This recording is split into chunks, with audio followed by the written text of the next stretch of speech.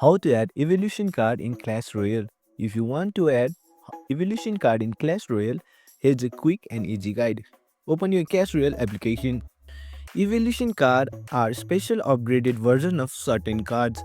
To unlock them, you need to collect Evolution Shards from chest, special events, or the shop. Not all the cards have evolutions. To see which one do you go to card collection and look for the ones with an evolution icon. Once you have enough shards, tap on the card, then select Evolve to unlock its evolution ability.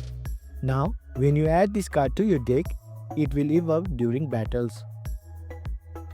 You can level up evolution card by collecting more evolution shards. Use them in battle to experience the boosted abilities and dominate the arena. And that's it. Now you know how to unlock and add evolution card in Clash Royale.